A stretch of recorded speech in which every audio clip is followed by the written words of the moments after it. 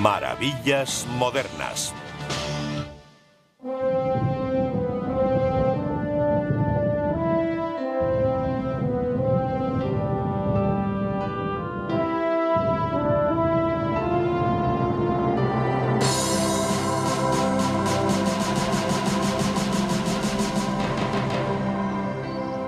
Este es el castillo de Conway. Eduardo I de Inglaterra ordenó levantar esta poderosa fortaleza a finales del siglo XIII, con el fin de mantener el recién conquistado territorio del norte de Gales. Conway representa quizás el culmen en la construcción de castillos medievales. Incluso hoy se yergue imponente.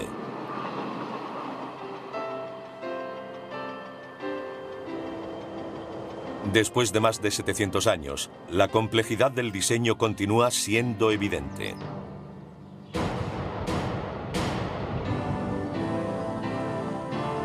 Inmensas murallas, torres que sobresalen, almenas en la parte superior y entrada altamente fortificada. Conway es solo uno más de los cientos de castillos que salpican el paisaje europeo. Su aspecto puede variar según su fecha y lugar. Pero todos los castillos son polifacéticas maravillas de la construcción. Es complejo porque debe servir para muchas funciones. Debe ser opresivo y a la vez defensivo. Debe servir de hogar y también de palacio. Debe funcionar como almacén y al mismo tiempo como tribunal. Debe usarse para muchos fines, y todos ellos se ven reflejados en la arquitectura. Los castillos fueron una de las construcciones más majestuosas jamás erigidas, resistieron sangrientos asaltos y la prueba del tiempo. Un castillo bien defendido lo aguantaba casi todo, excepto un asedio de larga duración. En tiempos de inestabilidad representaban el orden para unos y la opresión para otros. La importancia del castillo se basaba tanto en la dominación psicológica como en la opresión física sobre la población. Los castillos eran moradas, residencias de reyes o nobles. Eso los diferenciaba de otras fortificaciones. Se construían para proteger el territorio de un rey o un noble. Aquí también residían soldados o civiles armados encargados de guardar el castillo. Eran la base desde la que el señor feudal podía lanzar un ataque y refugio donde guarecerse de sus adversarios. Cuando la gente piensa en un castillo, se imagina fortificaciones como la de Conway. Pero las primeras construcciones conocidas como castillos datan de al menos 300 años antes, en el siglo X, periodo aún más inestable. Cuando corren tiempos de incertidumbre, cuando no hay un gobierno central sólido y los nobles y los bandidos campan a sus anchas, es algo natural querer fortificar tu casa y protegerte a ti mismo. El término castillo proviene del latín castellum, que significa fortaleza. Muchos expertos creen que los primeros castillos se originaron en lo que hoy es Francia. Después de la caída del Imperio Romano en el siglo V, Europa se había convertido en un lugar muy peligroso, con gobiernos débiles e ineficaces, con invasiones constantes de vikingos, árabes, bereberes y en ocasiones de algún vecino molesto. Esta turbulenta atmósfera propició el origen del feudalismo, un sistema en el que los reyes cedían territorios a los señores, quienes a cambio les juraban fidelidad. Estos señores feudales, a su vez, cedían pequeñas parcelas de su territorio a otros nobles menos poderosos, quienes a su vez les prometían lealtad. Eran los caballeros, la clase guerrera del sistema feudal, que en pago por las cesiones prestaba un servicio militar a sus señores.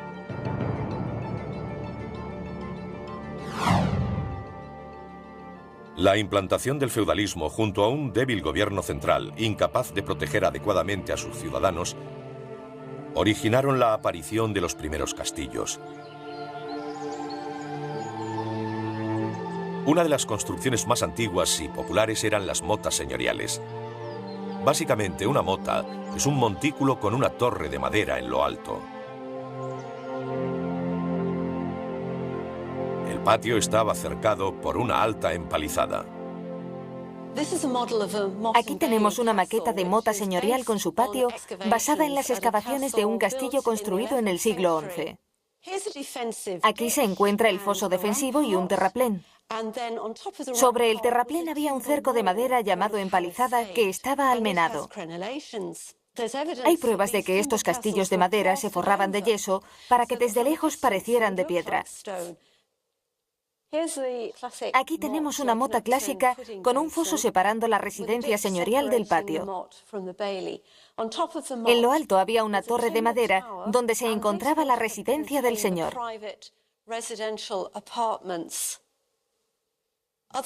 Otras construcciones estaban destinadas a servir de establos, talleres, almacenes y lugares de cría de diversos tipos de animales, como pollos.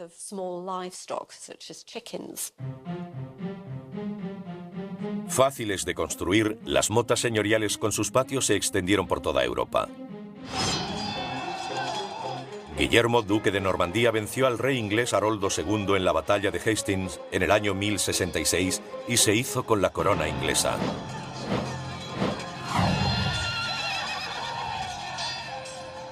Mandó levantar motas señoriales para ayudarle a controlar la tierra recién conquistada. Construyó el castillo de Lincoln en el año 1068 y, como tantos otros, fue evolucionando con el paso del tiempo. Pero la mota continúa erguida a 13 metros de altura. Eso de ahí es una mota señorial. La original, la Torre de Lucy. Era el último bastión defensivo. Si el castillo era atacado, se refugiaban en la Torre del Homenaje. El torreón, que acabaría llamándose Torre del Homenaje, servía también de residencia para el señor del castillo. Su situación por encima del enemigo tenía diversas ventajas estratégicas, así que los arquitectos proyectaron torres y murallas más altas.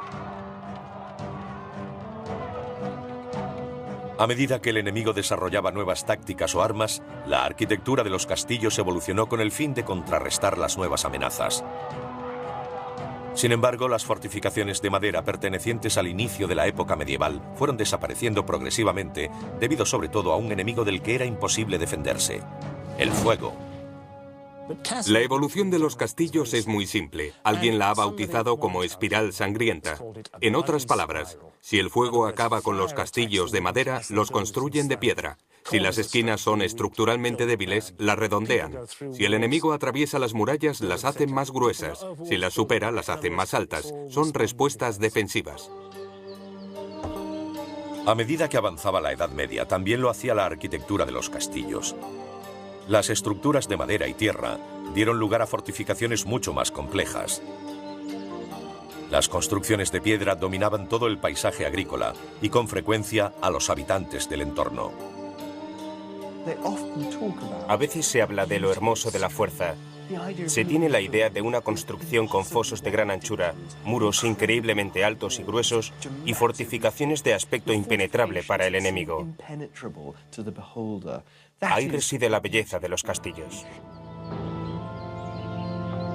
Pero la auténtica belleza se encuentra en la forma en que fueron construidos. Piedra y sudor, argamasa y músculos unidos para crear estructuras de aspecto imperecedero.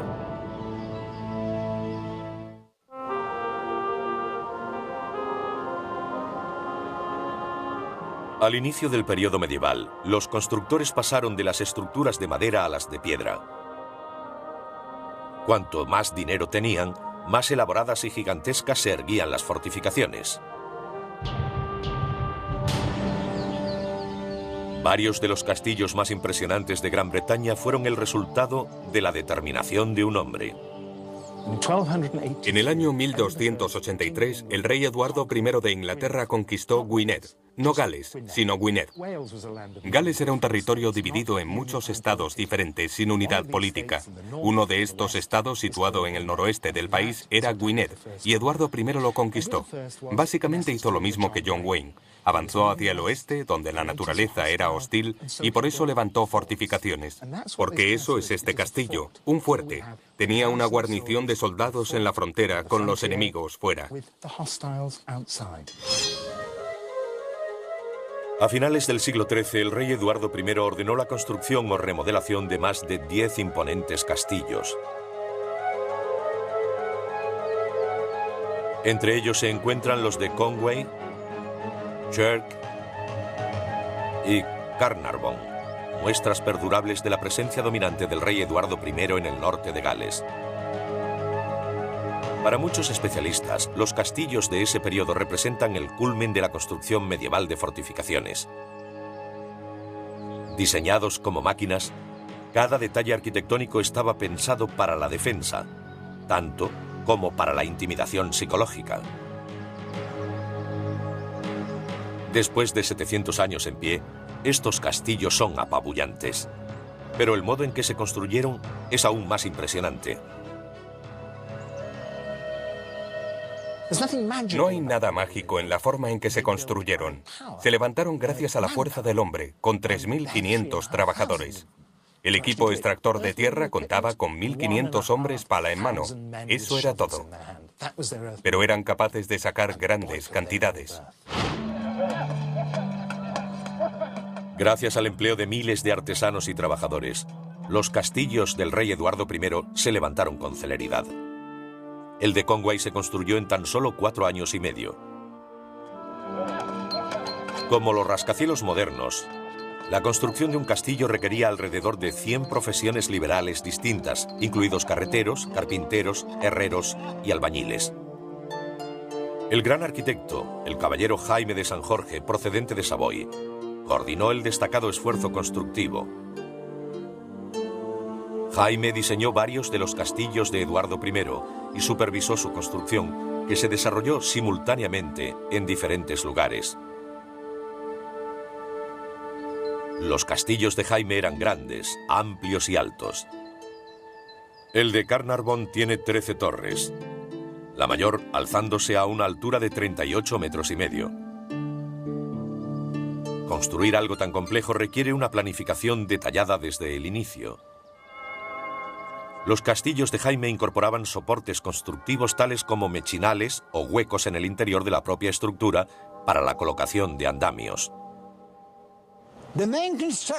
El principal elemento del castillo, la construcción de sus murallas, se conseguía levantando un muro pequeño hasta esta altura.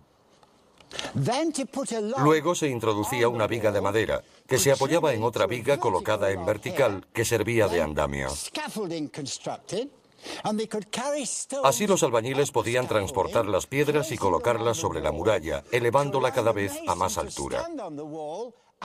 Después volvían a colocar otra viga y su apoyo para mantenerla horizontal, crear otro andamio y repetir el proceso. De este modo iban subiendo y subiendo hasta llegar arriba.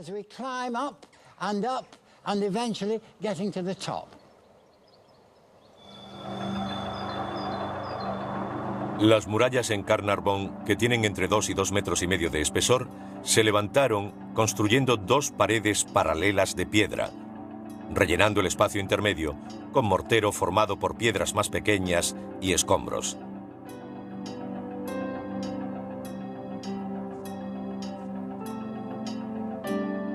Este relleno ahorraba tiempo y esfuerzo. Para la fachada exterior, los canteros labraron piedras grandes, pero a la vez manejables. Las extraían de una cantera situada en la isla de Anglesey, a 16 kilómetros. Para colocarlas utilizaban grúas y tornos movidos por tracción animal o humana. Usaban la plomada para asegurarse de que la estructura estaba nivelada. Pero se necesitaba algo más que la voluntad de los canteros para mantener las piedras unidas. Los constructores de castillos usaban cal para la argamasa, empleada con ese fin desde los tiempos del Imperio Romano. Para hacer cal hay que calentar la piedra caliza. Esa piedra caliza no se introducía en hornos. A la costa llegaban barcos que traían carbón y este se metía en los hornos. Al calentarse el carbón también lo hacía la piedra caliza y así se producía la cal. Entonces se mezclaba con arena y agua y obtenían la argamasa. Así se cementaba el castillo. En Carnarvon, los canteros usaron piedra caliza clara y resistente para labrar los bloques principales. Alrededor de las ventanas, en las saeteras y las esquinas, donde se necesitaba un trabajo más preciso, los obreros utilizaron un tipo de piedra más blanda, que era más fácil de tallar que la caliza, y de un color más oscuro. Ambos colores tan dispares crearon un diseño muy peculiar, pero el modelo era incidental por la función de las piedras. Los obreros cubrían las murallas del castillo con una pasta hecha a base de arena, agua, cal y a veces crines de caballo. Esto ayudaba a fijar la argamasa que unía las murallas, evitando la formación de llagas por la acción del agua. Después los pintores blanqueaban las fachadas. La mayoría de estos castillos sombríos, grises y fríos que vemos hoy en día tenían en realidad una resplandeciente belleza. Es muy interesante ver que el interior de los castillos era enyesado y pintado igual que hacemos ahora con nuestras casas. Los castillos eran construcciones de un valor multimillonario y así lo parecían entonces. Otra sorpresa. La Edad Media no era tan oscura como se cree. Todos los castillos tenían cristales en las ventanas. Solemos imaginarnos los castillos como algo oscuro y frío, pero al igual que las iglesias, todos los castillos tenían ventanas acristaladas. El cristal medieval se hacía de forma muy sencilla. Se cogía vidrio fundido con un tubo y se soplaba hasta conseguir una burbuja. Entonces se colocaba esa burbuja en lo que se conocía como mesa de enfriamiento y se enrollaba. Así se obtenía algo parecido a una lata. Después se cortaban ambos extremos de la lata formando un tubo de cristal. Se cortaba por la mitad y ambos lados caían sobre la mesa de enfriamiento. Con este proceso solo se pueden hacer cristales pequeños que se unían con junquillos de plomo.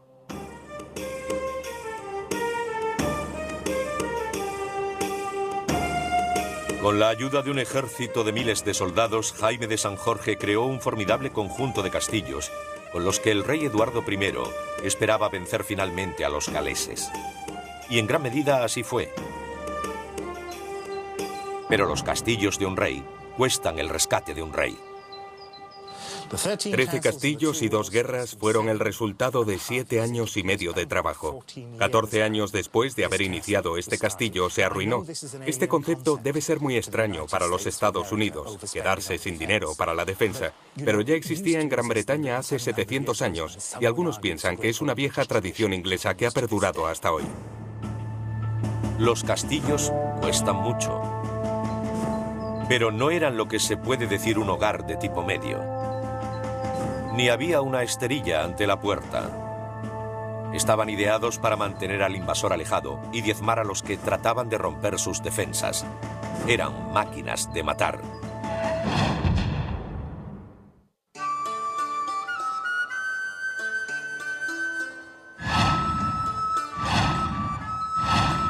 Puede que los castillos tuvieran ventanales acristalados y hermosas fachadas de color.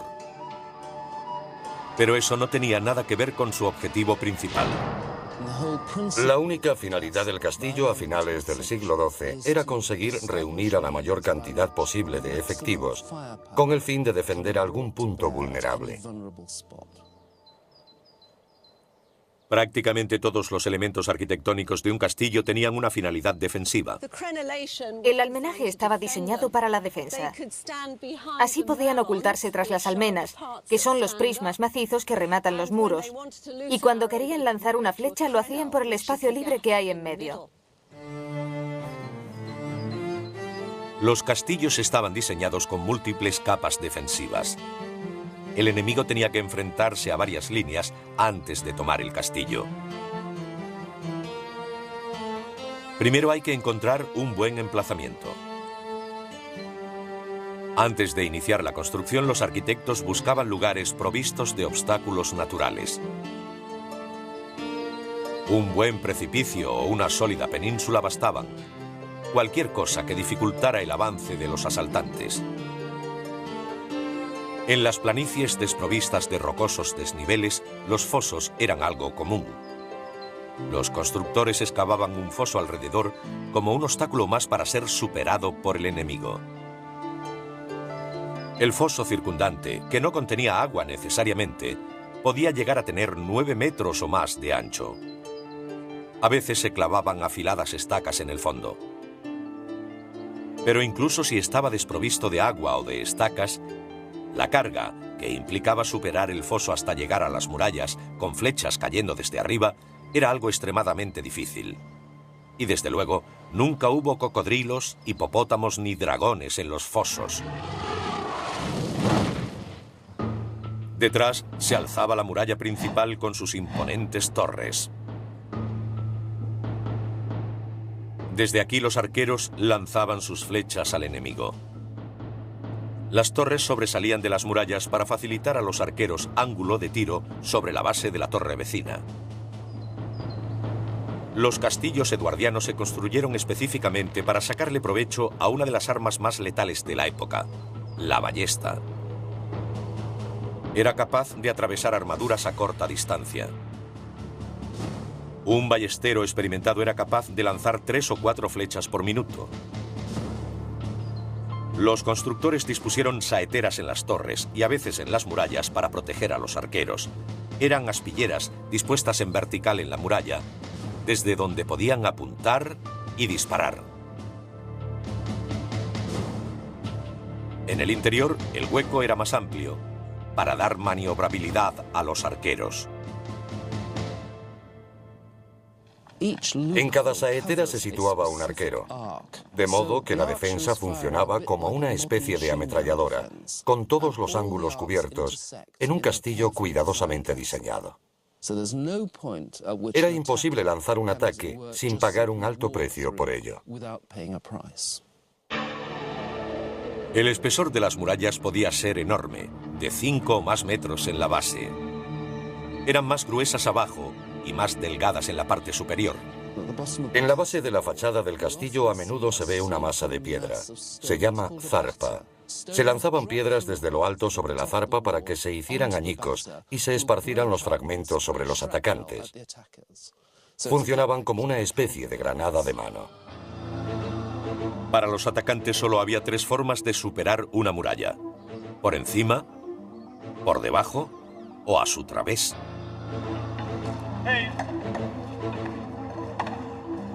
Pero antes de iniciar un ataque directo, una opción era bombardear el castillo con el equivalente medieval de un misil Tomahawk.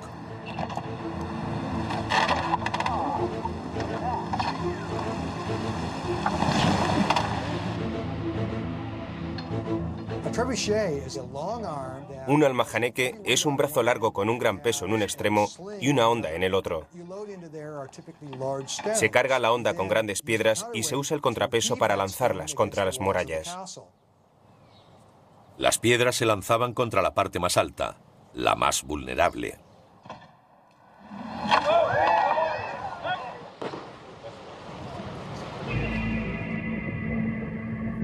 Si el castillo no se rendía, el enemigo podía lanzar un ataque directo. Pero los que se encontraban en el interior contaban con ventaja.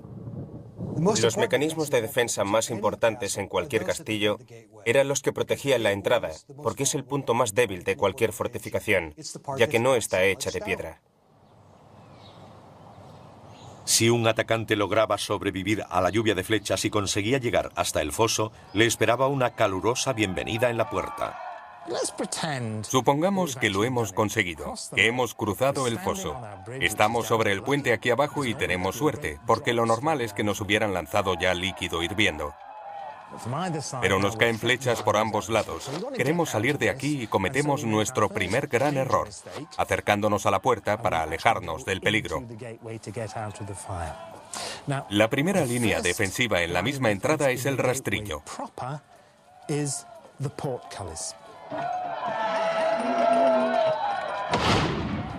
La gente cree que estaban hechos de metal, pero no, normalmente eran de madera. El rastrillo se levantaba y bajaba por una acanaladura. Aquí tenemos una. A través de los rastrillos se podía ver, se podía disparar, pero no se podía pasar. Supongamos que hemos conseguido pasar. Nuestra siguiente línea de defensa es el portón de madera. Este es una réplica bastante fiel al original. Tiene unos 12 centímetros de grosor y para derribarlo se golpeaba con un gran ariete o se le prendía fuego. Observen las saeteras a cada lado. Desde ahí los ballesteros disparaban sus flechas. Si miramos hacia arriba, sobre la cabeza, veremos unos huecos pequeños y cuadrados, llamados agujeros de la muerte, desde los que se dejaban caer piedras de gran tamaño. Entonces cometes el que probablemente sea tu último error. Continúas hacia adelante. No quieres volver a la entrada y sigues adelante hacia el corazón del castillo. Pero al llegar, observen lo que ocurre. Miren esas saeteras arriba. Entonces comenzaban a lanzar flechas desde ahí. Los arqueros que defendían el exterior del castillo se giraban y el enemigo acababa rodeado. No había escapatoria. ¿Quieres quedarte y morir? ¿Prefieres volver a la entrada y morir? ¿O es mejor atravesar el portón y morir igualmente? Un castillo es una trampa. Pese a las características defensivas tan elaboradas, si un sitiador contaba con los suficientes hombres, provisiones y tiempo, y estaba dispuesto a pagar el precio del sacrificio, el castillo acababa cayendo. Las esquinas son estructuralmente débiles y por tanto los lugares más idóneos para atacar. Se excavaba un túnel por debajo de ellas, se llenaba de ramas y se tapaba con troncos. Se prendía fuego, la madera ardía, las esquinas caían sobre el túnel y las murallas se derrumbaban. Fin del castillo.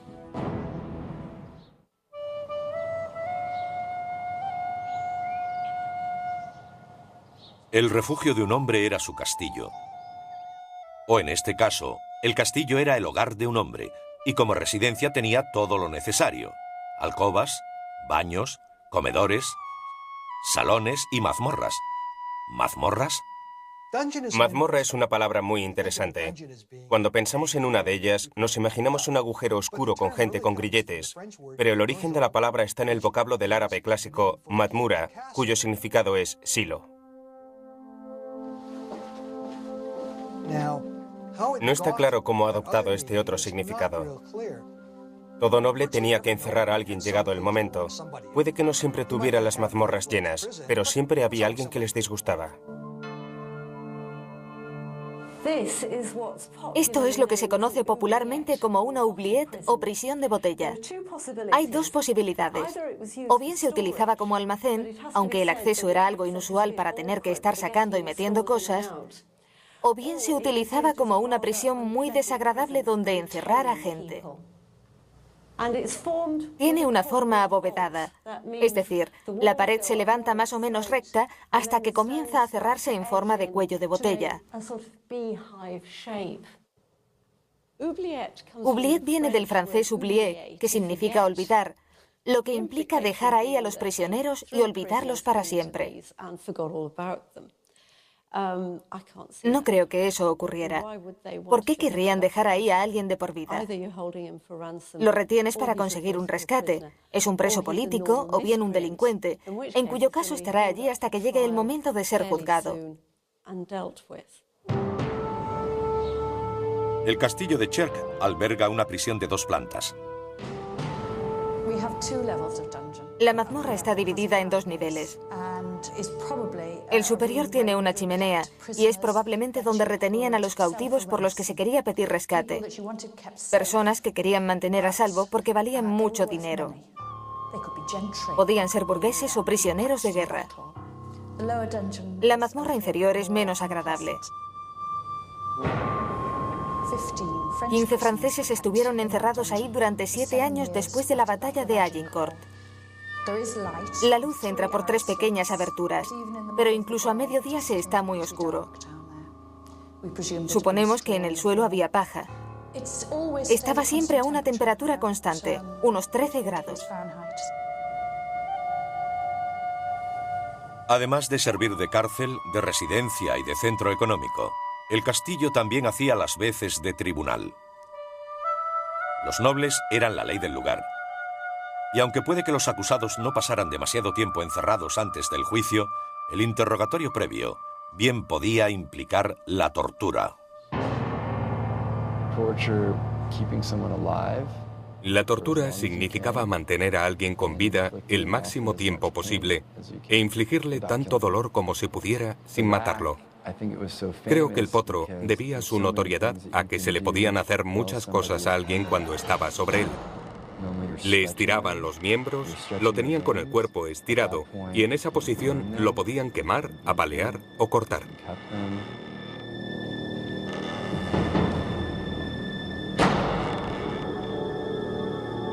Se usó todo tipo de horribles instrumentos de tortura, especialmente durante los tiempos de la Inquisición española.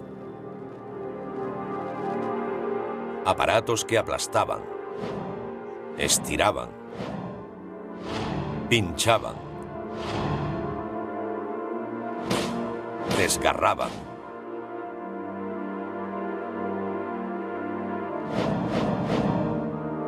Y que infligían dolor en cualquier parte del cuerpo. Pero el extremo al que llegaba la tortura, al menos en la Alta Edad Media, ha sido enormemente exagerado en libros y películas. La tortura era un medio aceptado para sacar información. Aunque en todo castillo hay un letrero que dice «Esta es la cámara de tortura», creo que es algo exagerado. En realidad, solo algunos castillos tenían cámaras de tortura. A la mayoría de delincuentes se les imponía una multa y se les liberaba. De lo contrario, eran ejecutados. Las mazmorras eran con diferencia la peor habitación de invitados del castillo, pero el resto de la residencia era realmente agradable. Como cualquier vivienda actual, la casa perfecta empieza con un buen diseño. Nadie se atrevía a construir un castillo que no tuviera suministro de agua. Allí tenemos una ría de agua salada, pero resulta que a 10 metros hay un manantial. Si no estuviera ahí, no habría castillo. El pozo excavado sobre el manantial tiene una profundidad de 27 metros y suministraba agua al castillo. Si el castillo sufría un asedio, no resistiría mucho sin agua potable. Algunos tenían cisternas para recoger el agua de lluvia. Pero si no era atacado, ¿por qué beber agua si se puede tomar cerveza? Este era el centro de toda la vida social y de diversión que tenía lugar en el castillo. Todo ocurría aquí. El rey quiere que todos acudan al salón de banquetes. Imaginemos cómo sería un banquete. Supongamos que hay una hoguera aquí y otra allí. A lo largo de una valla de madera hay una gran mesa para el rey, la reina y sus acompañantes. Estos muros de aquí estarían cubiertos de banderas e insignias. Aquí hay más mesas largas para los soldados. Mientras, los sirvientes corren hacia la cocina para traer carne, pollo, ternera, venado, cerdo, pescado, ganso y pato. Comienzan a las 5 y 3 horas después siguen comiendo. Ahora son las 8 y la música comienza a sonar desde aquí. Los sirvientes corren de un lado a otro trayendo más vino y cerveza. La noche es fría, pero aquí hay un agradable fuego. Los estómagos están llenos de carne, pollo, ternera y venado, y continúan bebiendo vino y cerveza. Es medianoche y el rey dice, ya es hora de ir a la cama porque volveremos a repetir esto mañana y mañana y mañana. Había un banquete cada noche mientras el rey estaba aquí. Después de una noche de banquete y diversión, el rey se retiraba a sus aposentos. Aquí estamos en uno de los salones del castillo. Nadie vive en el sótano. La vida transcurre en 3 plantas. Lo primero que llama la atención es la chimenea. Fíjense en su enorme tamaño. Por supuesto, se necesita algo tan grande para calentar una sala así. La superficie es tan grande como cualquier apartamento de hoy. Es enorme. Las paredes estaban enyesadas y pintadas. Si miramos aquí, encontramos un bonito ventanal. La vista que se ofrece desde aquí es impresionante, con el mar y la tierra en la distancia. Uno se recostaba sobre las hermosas paredes y admiraba esta preciosa vista junto al gran fuego que ardía en el hogar. Después de consumir tanta cerveza y comida, incuestionablemente la naturaleza solicitaba su evacuación. Afortunadamente, cada planta tenía al menos una letrina. Hay un ejército de personas con el estómago lleno, de modo que tiene que haber lavabos, baños y aseos. Si echamos un vistazo, veremos que ahora hay una placa de metal, pero en su origen había un asiento de madera con un agujero. Debajo de la placa de metal encontramos un pozo de ventilación como el de las chimeneas, solo que en las chimeneas el humo sube, y aquí, si no había ningún problema, todo bajaba hasta el río que fluye al pie de las murallas.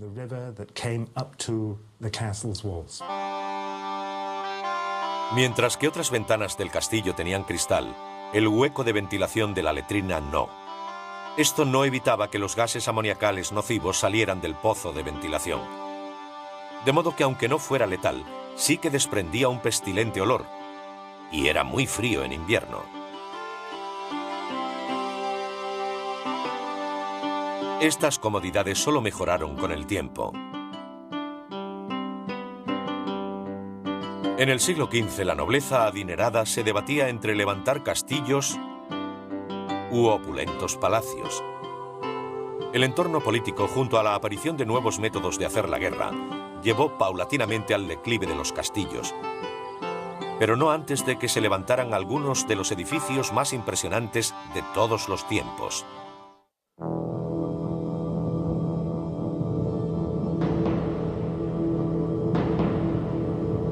Los castillos representaban la perfecta fusión de estética y funcionalidad. Construidos magistralmente, a la vez intimidatorios y hermosos. Con el paso del tiempo, la sencilla elegancia del estilo de los castillos eduardianos fue sustituida por diseños más ornamentados. En países como España, la arquitectura de los castillos alcanzó el nivel de arte. Estas hermosas fortificaciones españolas se encuentran entre los últimos castillos que se construyeron. Son producto de una lucha que duró 700 años entre cristianos y musulmanes por el control de la península ibérica. En el año 711, los musulmanes del norte de África invadieron y conquistaron parcialmente lo que hoy se conoce como España.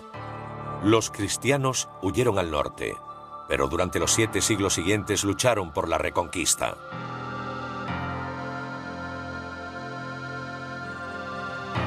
A medida que fueron recobrando lentamente su territorio, también levantaron cientos de castillos. Castilla debe su nombre a las numerosas fortificaciones que un día salpicaban el paisaje. Aquí incluso los castillos cristianos muestran una influencia árabe. Uno de los más espléndidos es el Alcázar de Segovia. El Alcázar es una verdadera demostración del poder real. Era una forma de decirle al pueblo que vivía en el campo, el rey es quien manda. Asomado a un precipicio creado sobre la confluencia de 2 ríos, el Alcázar domina el campo circundante. Este castillo se inició en el siglo XII, pero su construcción duró mucho tiempo, toda la Edad Media, desde el siglo XII hasta el XVI. Y fue obra de los reyes cristianos que tuvieron aquí la corte.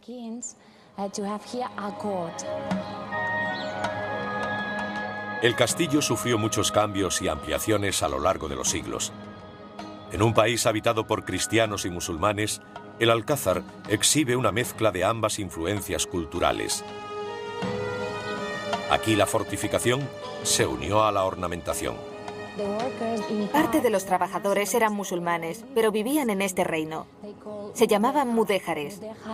Un mudéjar era alguien que tenía la religión, la cultura y la lengua musulmanas, pero que vivía entre cristianos.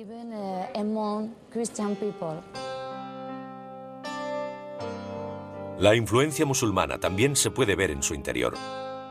Cada centímetro está laboriosamente decorado. Una de sus obras maestras se puede ver en el artesonado.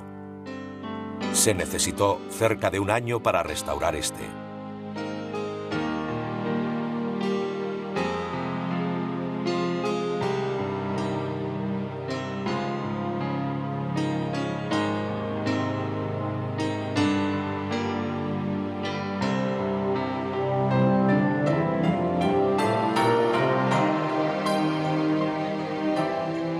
Arquitectos y estrategas pasaron siglos perfeccionando la funcionalidad de los castillos, hasta que un invento acabó con todo su trabajo. ¿Por qué se dejaron de construir castillos? Por dos razones. La primera, porque se inventó la pólvora y los cañones podían derribar las murallas. Les llevó su tiempo perfeccionarlo, pero al final un castillo con altas murallas ya no era defendible. La segunda razón se encuentra en que el mundo cambió. Los gobiernos centrales se hicieron más fuertes, los reyes se volvieron reyes auténticos. Ya no dependían de los señores feudales, por eso no querían que tuvieran castillos. En el siglo XV, en gran parte de Europa los nobles comenzaron a construir lujosas residencias en lugar de castillos. Paulatinamente muchas de estas fortificaciones cayeron en desuso. Algunas fueron derribadas a propósito por cautelosos reyes. Algunos castillos eduardianos fueron parcialmente desmantelados después de la Guerra Civil Inglesa a mitad del siglo XVII. Otros desaparecieron lentamente a manos de aldeanos necesitados de materiales de construcción. En el siglo XIX hubo una especie de resurgir de los castillos. No en el sentido tradicional defensivo, sino en el arquitectónico. Fue un intento por levantar edificios que tuvieran el aspecto de los castillos antiguos en pos del romanticismo que rezumaba la Edad Media. Mucha gente del siglo XIX quería revivir ese periodo. Aunque puede que ya no se construyan más castillos, nuestra fascinación por ellos no ha desaparecido. La idea de que algo es hermoso porque está fortificado es como la de que un coche es bonito porque es muy veloz. El sentido teatral presente en la arquitectura de los castillos es un elemento muy importante en ellos. Significa que son peligrosos, majestuosos y poderosos al mismo tiempo.